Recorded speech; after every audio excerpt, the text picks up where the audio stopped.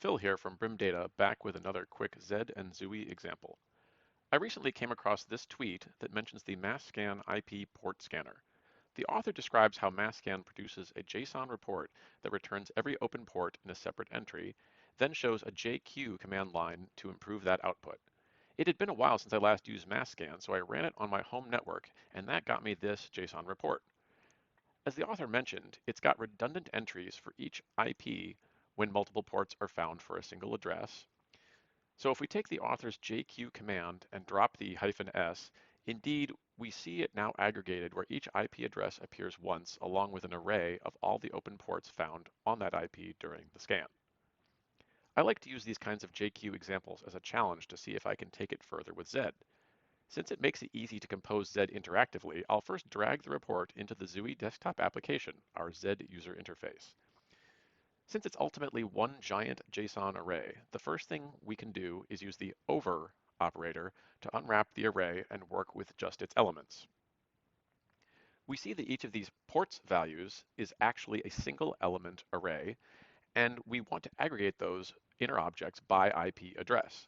So we'll pipe the output of our over into our aggregate function called collect to collect up that 0th array element from all those inner objects and do that for each unique IP value.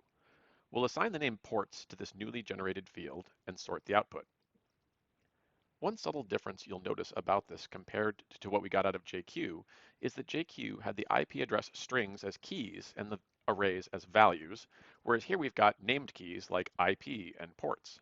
This actually lets us do something kind of cool.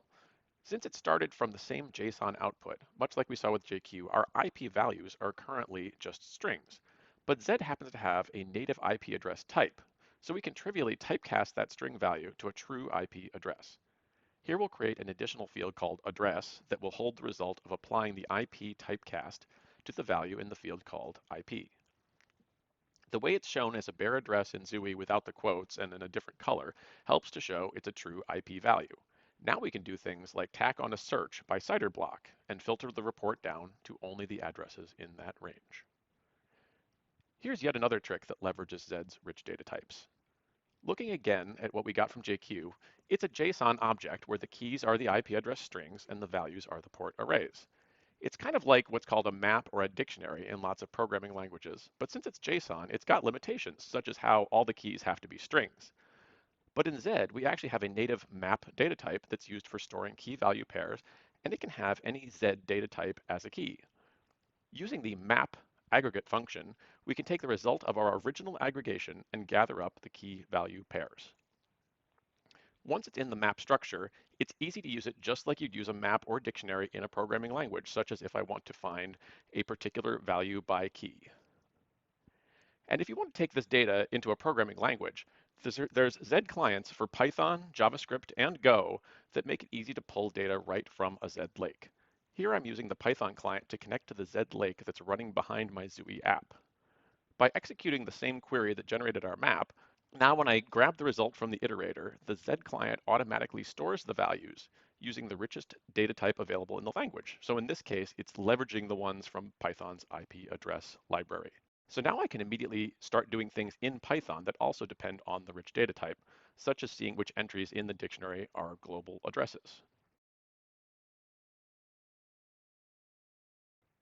And finally, going all the way back to the spirit of JQ, if you just like being at the shell, there's also the ZQ command that can run all the same Z queries we were running in Zui, but against files on the file system, like our original MassCon report in JSON.